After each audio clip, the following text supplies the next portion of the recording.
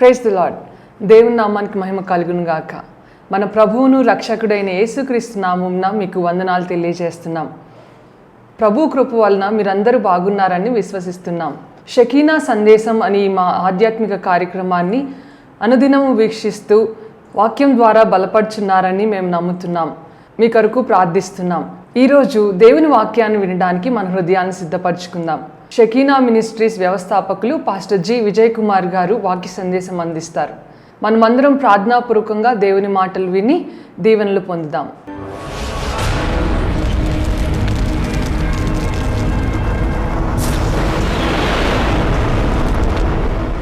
దేవుని వాక్యాన్ని మనం ధ్యానం చేసుకుందాం. ద్వితీయోపదేశకాండములో 4వ అధ్యాయం 24వ వచనం. ఏలయనగా నీ దేవుడైన యెహోవా దహించు అగ్నియు రోషము గల దేవుడునై ఉన్నాడు.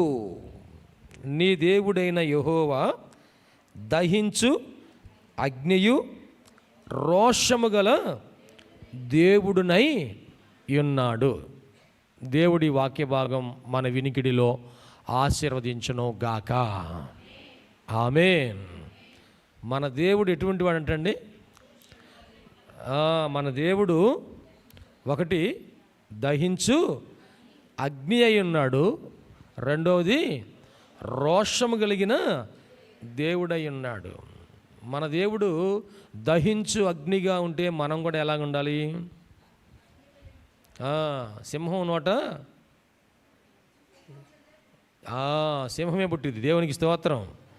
కుక్క నోట కుక్కే పుట్టిద్ది, సింహం నోట సింహమే పుట్టిద్ది. అగ్నిలో నుండి అగ్నే పుట్టిద్ది. దేవునికి మహిమ కలుగును గాక. హల్లెలూయా. అంటే ఆయన ఏ విధమైన అగ్ని అయి ఉన్నాడు? ఈ ఉపవాస దినముల్లో ప్రారంభ దినమున మన దేవుని యొక్క మహిమను, మన దేవుని యొక్క శక్తిని, బలమును, ప్రభావమును మనము కొనియాడుతూ గణపరుస్తూ ఈ అంశం ధ్యానం చేసుకుందాం. ఆయన దహించు అగ్ని అయి ఉన్నాడు. ఎలాగున ఆయన దహించి అగ్నిగా ఉన్నాడో లేఖనాల్లో నుంచి మనం కొన్ని మాటలు చదువుకుందాం. హెబ్రీ పత్రిక 12వ అధ్యాయము 29వ వచనంలో కూడాను పౌలు గారు ఇదే మాట జ్ఞాపకం చేస్తారు. నిశ్చలమైన రాజ్యమును పొంది. హెబ్రీ సంఘము అంటే ఎవరు? హెబ్రీ భాష మాట్లాడేవారు. హెబ్రీ భాష మాట్లాడేది ఎవరు ప్రజలు అంటే ఇశ్రాయేలు జనాంగము. వారందరికీ కూడాను ఆయన ఈ పత్రిక రాస్తున్నాడు. చదవమ్మా. అందువలన నిశ్చలమైన రాజ్యమును పొంది, నిశ్చలమైన రాజ్యమును పొంది దైవ కృప కలిగి ఉందము, దైవ కృప కలిగి ఉందము. ఆ కృప కలిగి వినయ భయభక్తులతో దేవునికి ప్రీతికరమైన దేవునికి ప్రీతికరమైన సేవ చేయుదము. ఏలయనగా మన దేవుడు దహించు అగ్ని అయి ఉన్నాడు. ఎట్లాగున్నాడండి? మన దేవుడు దహించు అగ్ని అయి ఉన్నాడు. ఆయనకి ఎటువంటి సేవ చేయాలంటే మనము ప్రీతికరమైన సేవ చేయాలి, ఇష్టమైనటువంటి సేవ చేయాలి, దేవుడు కోరుకున్నటువంటి సేవ చేయాలి. ఎందుకంటే ఆయన దహించు అగ్ని. మనం కనుక ఇష్టం లేని చేసామనుకోండి, ఏం చేస్తాడు? ఆయన దహించి వేస్తాడు. అహరోను కుమారులు ఇద్దరు కూడాను వారు అన్య అగ్నిని తీసుకొని వచ్చారంట. అహరోను కుమారులు ఎవరి ఇద్దరు పేర్లు ఏం పేరు? నాదాబు, అబీహు. ఇద్దరు కూడాను వారు బలిపీఠం దగ్గర పరిచర్య చేస్తున్నారు. వారు ఎటువంటి అగ్ని తీసుకొచ్చారంటండి? అన్య అగ్నిని తీసుకొని వచ్చారు. అన్య అగ్ని తీసుకొని రావడంతోనే దేవుడు వారు చేయుచున్న పనిని చూశాడు. చూసి ఆకాశం నుండి అగ్ని కురిపించి ఆ ఇద్దరిని ఏం చేశాడంట? కాల్చి వేసేసాడు. ప్రేమ దేవుని బిడ్డలారా, ఆయనకు ప్రీతికరమైన సేవ చేయాలి, ఆయనకి ఇష్టమైన జీవితం జీవించాలి, ఆయనకి ఇష్టమైన సేవ చేయాలి, ఆయన కోరుకున్న పని చేయాలి. దావీదు గురించి దేవుడు ఏమని చెప్పాడు? దావీదు నా ఇష్టానుసారుడైన మనుషుడు, నా ఉద్దేశములన్నీ నెరవేర్చేవాడు. జాగ్రత్తగా గమనించండి. పాత నిబంధనలో ప్రవక్త అభిషేకము పొందేవాడు. యాజకుడు యాజకుని అభిషేకము పొందేవాడు. ఇశ్రాయేలుని పరిపాలన చేసే రాజుగారి యొక్క అభిషేకమును పొందేవాడు. ఎన్ని అభిషేకాలు ఉన్నాయి? 3 రకాల అభిషేకం. రాజుగారిని అభిషేకించే విధానము వేరు, ప్రవక్తను అభిషేకించే విధానము వేరు, అలాగే యాజకుడిని అభిషేకించే విధానము వేరు. ప్రధాన యాజకుడిగా మొట్టమొదటి అభిషేకించబడిన వారు ఎవరు? మొట్టమొదటి ప్రధాన యాజకుడు అభిషేకించబడిన మెల్కీసెదకుని ఎవరు అభిషేకించారు? దేవుడే అభిషేకించాడు ఆయన్ని. ప్రత్యక్ష గుడారములో మొట్టమొదట ప్రధాన యాజకుడిగా అభిషేకించబడిన వాడు అహరోన్, మోషే యొక్క అన్నయ్య నుండి అహరోన్ కదా. అయితే ప్రధాన యాజకుడికి యొక్క అభిషేకం వేరు, రాజుగారి అభిషేకం వేరు, ప్రవక్త అభిషేకము వేరు. కానీ ఈ 3 అభిషేకములు పొందినటువంటి ఒక వ్యక్తి ఉన్నాడు. జాగ్రత్తగా ఆలోచన చేయండి, నా మాట వినండి. ఈ 3 అభిషేకములు పొందినటువంటి వ్యక్తి బైబిల్లో ఒక ఆయన ఉన్నాడు. Who is that person? ఆ 3 రకముల అభిషేకం పొందినవాడు ఎవరు? ఆప్షన్ ఏ ఆదాము, ఆప్షన్ బి మోషే, ఆప్షన్ సి దావీదు. ఎక్కడి నుంచి చివరి నుంచి కూడా చిన్నపిల్లలు చెబుతున్నారు. దేవునికి స్తోత్రం. అభిషేకం చివరి దాకా చిన్నపిల్లల దాకా వెళ్ళింది. దేవునికి మహిమ కలుగును గాక. 3 రకముల అభిషేకం పొందినవాడు దావీదు మహారాజు గారు. గట్టిగా చెప్పలు కొడుతూ యేసయ్యకు మహిమ చెల్లిద్దామా. ఏ అభిషేకాలు అంటే అవి? ఒకటేమో రాజు అభిషేకం, రెండవది ప్రవక్త అభిషేకం, మూడవది యాజకుని అభిషేకం. దేవునికి మహిమ కలుగును గాక. అబ్రహాము ప్రవక్త అవునా కాదా? అబ్రహాము ప్రవక్త అవునా కాదా? అబ్రహాము ప్రవక్త. అతడు నీ కోసము ఎవరు చెప్పారు? ఎవరితో చెప్పారు దేవుడి మాట? అబీమెలెకు రాజుగారితో.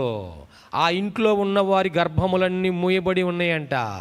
ఇప్పుడు ఈ సంతానం లేనటువంటి అబ్రాము వారి కోసం ప్రార్థన చేస్తే దేవుడు వారి గర్భఫలం అనుగ్రహించి గర్భములు తెరిచాడు. దేవునికి స్తోత్రం అండి. హల్లెలూయా, హల్లెలూయా. నేను నమ్ముతున్నాను ఈ 21 దినముల్లో పరిశుద్ధాత్మ దేవుడు ఈ 3 విధములైన అభిషేకములతో మనల్ని నింపి నడిపించును గాక. ఆమేన్. దావీదు ఒక ప్రవక్తగా ప్రవచనాలు తెలియజేశాడు. దావీదు ఒక ప్రవక్తగా ప్రవచనాలు తెలియజేశాడు. ఎస్ఆర్నో? ఏ ప్రవచనం చెప్పాడు? దావీదు గారు చెప్పిన ప్రవచనం ఏదైనా ఒకటి చెప్తారా? సిలువను గురించి ఎక్కడ చెప్పాడు? కీర్తనల గ్రంథంలో ఎన్నో కీర్తన? 22వ కీర్తనలో మొదటి వచనం ఏం చెప్పబడింది? నా దేవా నా దేవా నన్నేల నీవు విడనాడు. ఈ ప్రవచనము ఎవరు చెప్పారండి? దావీదు గారు చెప్పారు. ఎవరి జీవితంలో నెరవేర్చబడింది? యేసు ప్రభు వారి జీవితంలో. ఆయన సిలువలో పలికిన మాటల్లో ఎన్నో మాట అండి? ఈ మాట 4వ మాట. ఆయన పలికిన మాటల్లో ఈ 4వ మాట. ఒక ప్రవక్తగా ఆయన అభిషేకంతో నింపబడిన వాడి ప్రవచనములు తెలియజేశాడు. ప్రియ దేవుని బిడ్డలారా గమనించండి, ఇక్కడ మన దేవుడు మనం నమ్మిన దేవుడు ఆయన దహించు అగ్ని అయి ఉన్నాడు. ఆయన దహించు అగ్నిగా ఎలాగున కార్యములు జరిగించాడో కొన్ని మనం తెలుసుకుందాం. మొట్టమొదటిది, ఆయన మన బంధకములన్నిటినీ కాల్చివేసే దేవుడు. దేవునికి స్తోత్రం. మన బంధకములన్నిటినీ కాల్చివేసే దేవుడు. దానియేలు గ్రంథములో అగ్నిగుండంలోకి పడేసింది ఎవరిని? ఎన్నో అధ్యాయంలో చూసుకుంటే తెలిసిదంటారా? ఎన్నో అధ్యాయంలో? 3వ అధ్యాయంలో కదా. షడ్రకు, మెషకు, అబేద్నెగో ఈ ముగ్గురిని అగ్నిగుండంలోనికి పడేశారా లేకపోతే కట్టేసి పడేశారా? అగ్నిగుండంలోనికి నెట్టేశారా లేకపోతే బంధించి అగ్నిగుండంలో పడేశారా? రాజుగారు ఏమైనా ఆజ్ఞాపించాడు? 20వ వచనం, 3వ అధ్యాయం 20వ వచనంలో, మరియు తన సైన్యంలో నుండి బలిష్ఠులలో కొందరిని పిలువనంపించి, రాజుగారంట సైన్యములో ఉన్న బలిష్ఠులలో కొందరిని పిలువనంపించి షడ్రకును మెషకును అబేద్నెగోను బంధించి వేడిమి కలిగి మండుచున్న ఇప్పుడు ఈ ముగ్గురిని బంధించి అగ్నిగుండంలో పడవేయడానికి బలిష్ఠులైనటువంటి సైనికుల్ని పిలిపించారంట. మరి షడ్రక మెషక అబేద్నెగో వాళ్ళు బలిష్ఠులా బలహీనలా? ఏమండి, ఈ ముగ్గురు బలవంతులా బలహీనలా? ఏ విషయంలో బలవంతులు? విశ్వాసములో దేవునికి స్తోత్రం అండి. శారీరక సంబంధమైన బలం లేదు వారికి, కానీ ఆత్మ సంబంధమైన బలం ఉంది. ఇప్పుడు ఈ ముగ్గురిని అంట బంధించడానికి బలిష్ఠులైనటువంటి సైనికులు పిలిపించారంట. సైనికులు వచ్చారు. ఎటువంటి సైనికులు వచ్చారు? బలవంతులైన సైనికులు వచ్చి ఈ ముగ్గురిని ఏం చేశారంట? బంధించి కట్టేసేసి వీళ్ళని వేడిమి కలిగిన మామూలుగా అగ్నిగుండంలో పడేద్దామంటే ముందుగా రాజుగారు వాళ్ళని అడిగాడు, నేను చేయించినటువంటి విగ్రహానికి మీరు నమస్కారము, ఆ ప్రతిమకు మీరు నమస్కారం చేస్తారా చేయరా అంటే, రాజా నీకు ప్రత్యుత్తరం ఇవ్వాలన్న చింత మాకు లేదు, మేము సేవించుచున్న దేవుడు మండుచున్న వేడిమి గల ఈ అగ్నిగుండంలో నుంచి మమ్మల్ని తప్పించగలిగిన సమర్థుడు. దేవునికి స్తోత్రం చేద్దామా? హల్లెలూయా. ఎంత ధైర్యంగా చెప్పారండి ఆ ముగ్గురు. అసలు ఆ ముగ్గురిని ఒకసారి చూడాలనిపించింది. ఎవరైనా అట్లా ధైర్యంగా చెప్పగలిగిన వారు మన సంఘంలో ఉంటే ఎంత సంతోషమో. నేను అట్లా ధైర్యంగా చెప్పగలిగితే ఎంత సంతోషమో. రాజుగారి ముందు చెబుతున్నారు, నీకు సమాధానం చెప్పవలసిన భయము బాధ చింత మాకు లేదయ్యా, మేము సేవించుచున్న దేవుడు మమ్ములను ఈ అగ్నిగుండం నుంచి, ఎటువంటి అగ్నిగుండం ఇది? మండుచున్న వేడిమి కలిగిన. రాజుగారికి మాట అనగానే ఏమనించిందంట? ఆయనకి మంట ఎక్కువైందంట. ఆయనకి మంట ఎక్కువ ఏం చేశాడంట? ఎవరక్కడా? చిత్తం ప్రభు, అగ్నిగుండాన్ని 7 అంతలు పెంచండి, వీళ్ళ సంగతి తేలుస్తాను అన్నాడు. నా చేతిలో నుండి మిమ్మల్ని రక్షింపగలిగిన దేవుడు ఎక్కడా? ఏమంటున్నాడు రాజుగారు? నా చేతిలో నుండి మిమ్మలను రక్షింపగలిగిన దేవుడు ఎక్కడ? ఇది నా సొంత డైలాగా? ఇది నాకెళ్ళి చూస్తున్నారు మీరు? చూడండి, అక్కడ వాక్యం చూడండి దయచేసి. 15వ వచనములో, బాగాను నేను చేయించిన ప్రతిమకు నమస్కరించుటకు సిద్ధముగా ఉండిన ఎడల సరే మీరు నమస్కరింపని ఎడల తక్షణమే మండుచున్న వేడిమి గల అగ్నిగుండములో మీరు వేయబడుదురు. నా చేతిలో నుండి మిమ్మును విడిపింపగల దేవుడు ఎక్కడ ఉన్నాడు? ఈ రాజుగారు ఎవరితో పెట్టుకుంటున్నాడు? ఏమండి, షడ్రక్తో పెట్టుకుంటున్నాడా? మెషక్తో పెట్టుకుంటున్నాడా? అబేద్నెగోతో పెట్టుకుంటున్నాడా? దేవుడితో పెట్టుకుంటున్నాడా? మన దేవుడు ఎటువంటి వాడు? దహించు. ఈ అగ్నిగుండం ఒక లెక్కలోదా? ఏమంటున్నాడు?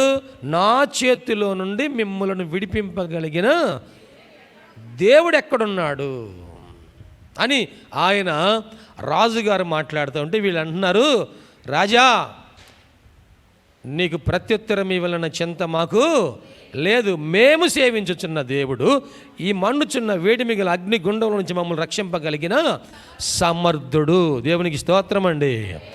ప్రేమైన దేవుని బిడ్డలారా, మన జీవితంలో కూడా చాలా బంధకాలు వస్తూ ఉంటాయి, సమస్యలు వస్తూ ఉంటాయి, కష్టాలు వస్తూ ఉంటాయి, ఇబ్బందులు వస్తూ ఉంటాయి, అగ్నిగుండము లాంటి శోధనలు వస్తూ ఉంటాయి. మనం కూడాను ఆ అగ్నిలో వెళ్తున్నామో అని అనిపిస్తూ ఉంటుంది. ఊహించని రీతిలో, అనుకోని రీతిలో కష్టాలు వచ్చి మీద పడతా ఉంటాయి, తుఫాన్లు వచ్చి మీద పడతా ఉంటాయి, భరింపలేని వేదనలు వచ్చి మీద పడతా ఉంటాయి. వాటన్నిటిలో కూడాను మనము సైతాను మనల్ని చూసి ఏమంటా ఉంటా అంటే, మనం బాధపడతా ఉంటే సైతాను ఏమంటా అంటే, నీవు నా చేతిలో ఉన్నావు. ఏమంటా అండి? నీవు నా చేతిలో ఉన్నావు, నీ జీవితం నా చేతిలో ఉంది, నీ కుటుంబం నా చేతిలో ఉంది, నీ భర్త నా చేతిలో ఉన్నాడు, నీ భార్య నా చేతిలో ఉంది, నీ పిల్లలు నా చేతిలో ఉన్నాడు, ఇదిగో నీ డబ్బులన్నీ నా చేతిలో ఉన్నాయి, నీ ఆరోగ్యము నా చేతిలో ఉంది. నా చేతిలో నువ్వు చిక్కావు, నిన్ను ఎవరు విడిపించగలరు? చాలాసార్లు సైతాను మన వైపు చూసి నవ్వుతూ ఉంటాడు, నా చేతిలో చిక్కావు నువ్వు అని మనల్ని అంటూ ఉంటాడు. ఊహించండి రీతిలో. మొన్న మా ఇంట్లో మా చిన్న మనరాలు మీరు చూసి ఉంటారు కదా, అమ్మాయి ఏం చేసిందంటే నా బెడ్రూమ్లోకి వెళ్ళింది. నా దగ్గర పరిగెత్తుకుంటూ వస్తూ ఉంటుంది, ఎత్తుకుంటూ ఉంటాను. నేనే బెడ్రూమ్లో లేను, బయట ఉన్నాను, హాల్లో ఉన్నాను. పెద్ద అమ్మాయి సాపాలో కూర్చొని పాస్టమ్ గారు భోజనం అన్నం పెడుతుంది. ఈ అమ్మాయి ఒకటే బెడ్రూమ్లోకి వెళ్ళిపోయింది. వెళ్ళిపోగానే ఆ డోర్కి ఏం పెట్టామంటే స్ప్రింగ్ పెట్టామన్నమాట. ఆ డోర్ వెంటనే క్లోజ్ అవుతూ ఉంటుంది.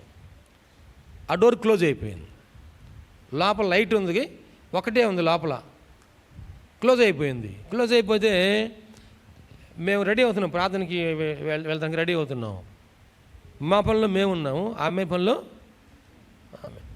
లోపలికి వెళ్ళింది, డోర్ క్లోజ్ అయ్యింది. డోర్ రావట్లా, గట్టిగా ఉంటుంది అది స్ప్రింగ్ పడితే. మనం గట్టిగా నెడితే కానీ రాదు అది. ఆ టైంలో ఈ లోపలికి వెళ్ళిన అమ్మాయి కింద కూర్చొని దాన్ని లాగడానికి ప్రయత్నం చేసింది, రాలేదు. అక్కడ బోల్ట్ ఉంది, ఆ బోల్ట్ పట్టుకొని లాగడానికి ప్రయత్నం చేస్తే ఆ గట్టిగా లాగేసరికి గడిపడిపోయింది. గడిపడిపోయేసరికి మేము డోరు ఏది అమ్మాయి ఏదంటే లోపలికి వెళ్ళింది. డోర్ నెడతాం, డోర్ రావట్లా. మధ్యలో గడి పెట్టుకుంది ఏమో అని చూసి మేము ప్రక్కన కిటికీలో నుంచి చూసాము. చూస్తే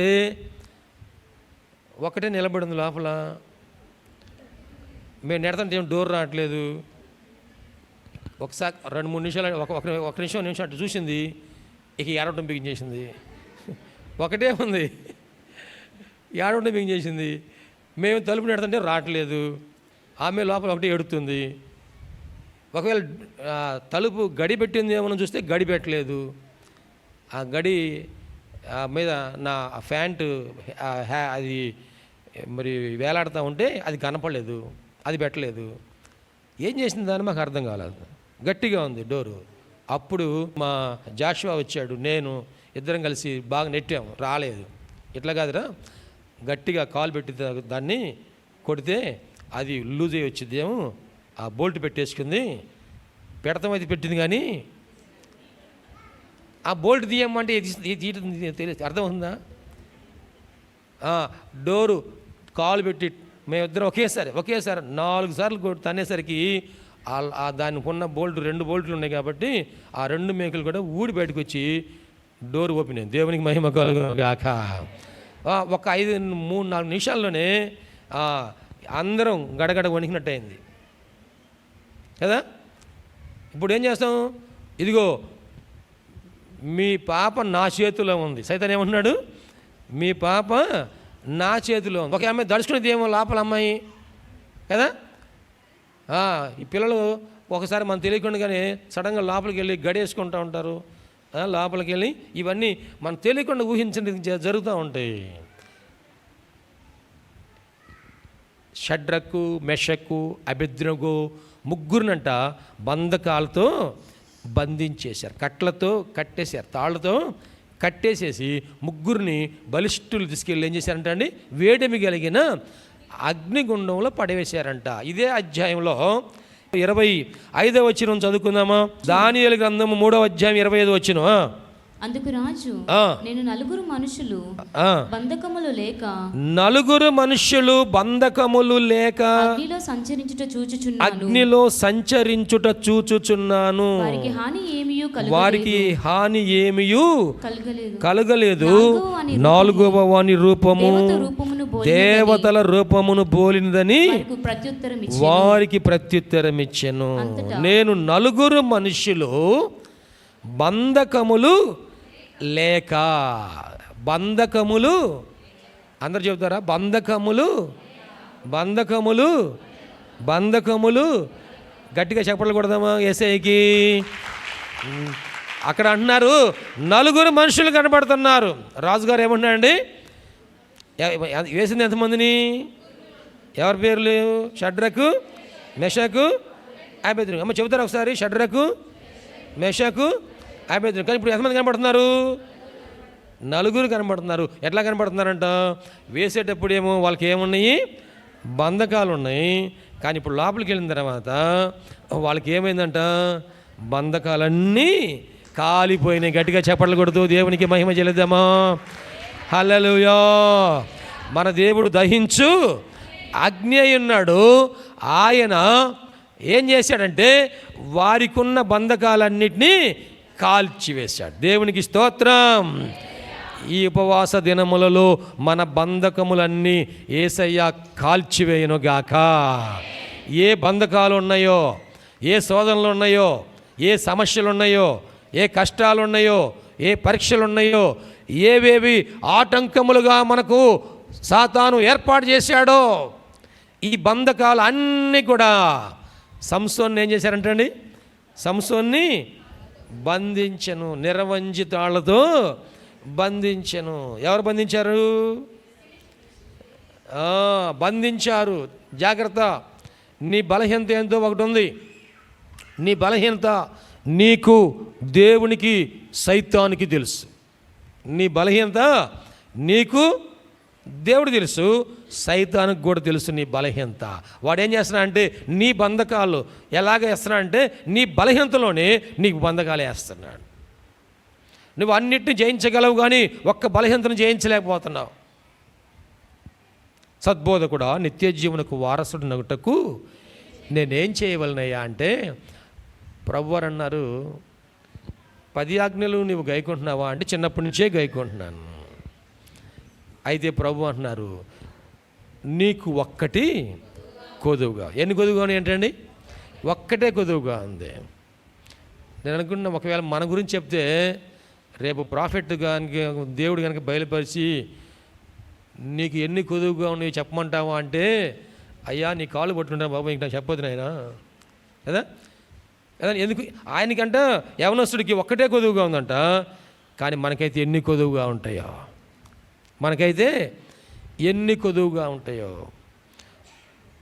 ఒక్కటి కొదువు తీర్చుకోవటం సులభమా? చాలా ఉన్న బంధకాలు తీర్చుకోవటం సులభమా? ఒక్కటి తీర్చుకోవటమే, ఒక్కటి లోపం సరి చేసుకోవటమే సులభం కదా. ఒక్క లోపం సరి చేసుకోవటమే సులభం కదా. ఆ యవనస్తుని యేసు ప్రభు వారు అన్నారు, యేసయ్య అంట అతన్ని ప్రేమించి అతనితో అంటున్నాడంట, నీవు పరిపూర్ణుడు ఒకటకు కోరుకుని ఎడలా. దేవునికి స్తోత్రం అండి. ఏం కోరుకోవాలంట? మనము పరిపూర్ణులం అవ్వాలని కోరుకోవాలి. ఈ ఉపవాస ప్రార్థనలో నేను పరిపూర్ణతలోనికి వెళ్ళాలని కోరుకున్న వాళ్ళు చేతులెత్తి స్తోత్రం చెప్తారా? నేను పరిపూర్ణతలోనికి వెళ్ళాలి, నేను సంపూర్ణతలోనికి వెళ్ళాలి. మనం ఆ ఆశపడితేనంట ఆయన నెరవేరుస్తారంటండి. దేవునికి స్తోత్రం. హల్లెలూయా. నీవు పరిపూర్ణుడు ఒకటికి కోరుకుని ఎడలా, ఇదిగో నీకున్న ఆస్తి బీదలకు ఇచ్చేసి నువ్వు వచ్చి నన్ను వెంబడించి. ఒకటే నీకు కొదువుగా ఉంది, అన్నీ బాగానే ఉన్నాయి.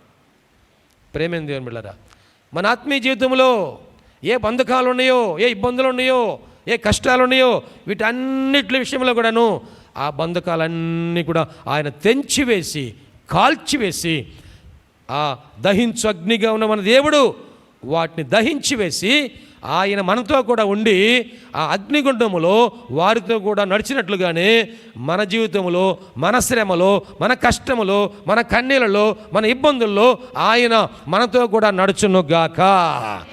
ఆమేన్.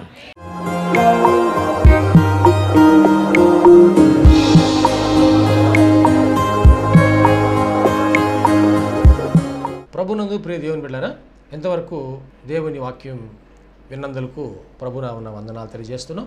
మనం అందరం ప్రార్థనలో ఏకీపిద్దాం. తలలు వంచి కనులు మూసుకొని ప్రార్థనలో ఏకీపిద్దామండి. ప్రార్థించుకుందాం. మహోన్నతుడైన దేవ, పరిశుద్ధుడైన మా ప్రభువా, నీ పరిశుద్ధమైన పాదములకు వందనాలు. ఇదిగో నాయనా, ఈ వాక్యము ద్వారా మాతో మీరు మాట్లాడినందుకు వందనాలు ప్రభా. అవును, నువ్వు సజీవుడైన దేవుడు అయ్యా, మాట్లాడే దేవుడవు ప్రభా. ఈ వాక్యం మా హృదయంలో పదిలిపరుచుకుంటూ సహాయం చేయండి. సంపూర్ణమైన మారు మనసు మాకు దయచేయండి. పాప క్షమాపణ అనుభవం మాకు దయచేయండి. రక్షణ ఆనందం మాకు దయచేయండి ప్రభువా. ఈ అనారోగ్యములు, బలహీనతలు, సమస్యలు, శోధనలు, సైతాను ఆటంకాలు అన్నీ కూడా యేసుక్రీస్తు నామములో తొలగించండి నాయన. పరిశుద్ధాత్మ దేవ, మీ కార్యం జరిగించండి అయ్యా. మీరు మాకు తోడుగా ఉండి దీవించండి. మమ్మల్ని, మా కుటుంబం జ్ఞాపకం చేసుకోండి. మా బిడ్డలు మీరు ఆశీర్వదించండి ప్రభువా. మా కుటుంబంలో రక్షణ ఆనందం సంపూర్ణంగా దయచేయండి. ఎటువంటి అవసరాలను మీకు తెలుసునైనా ప్రతి అవసరతలో కూడా మాకు సహాయం దయచేయండి.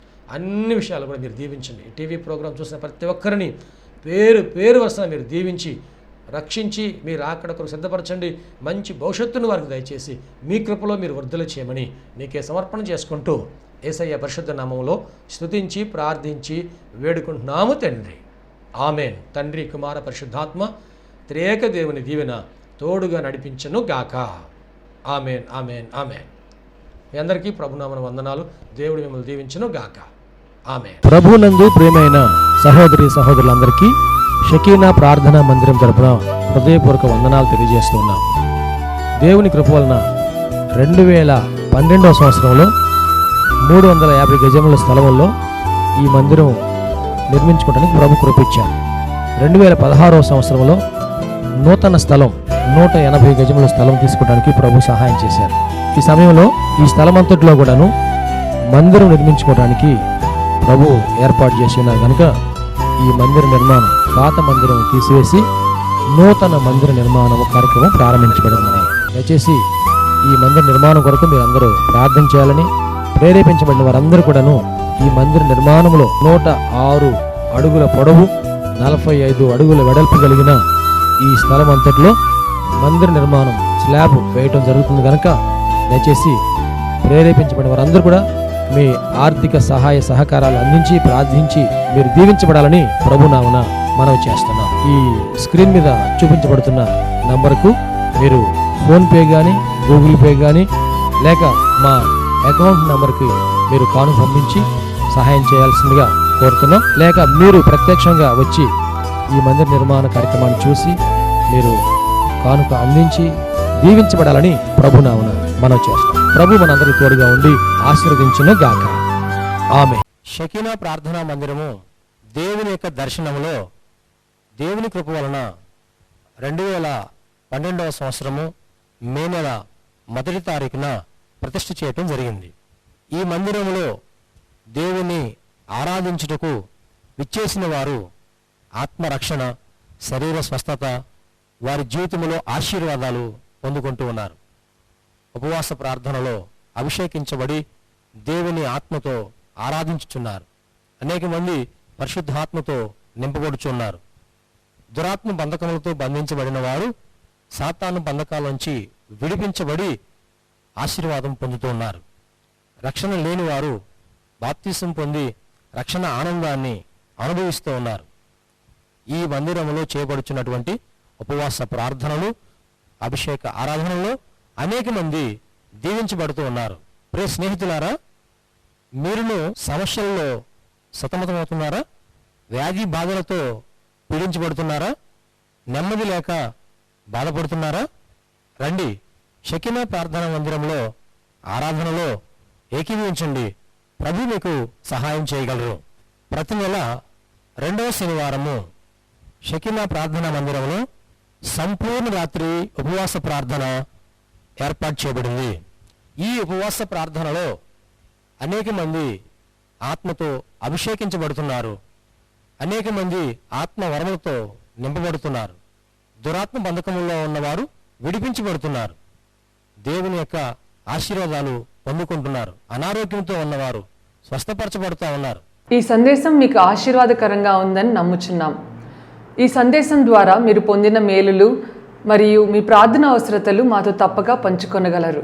మా అడ్రస్ షకీనా ప్రార్థనా మందిరం, శారదా కాలనీ 32వ line, Reddipalem road, Guntur.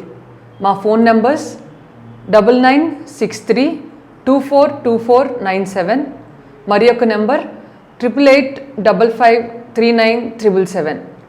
Praise the lord.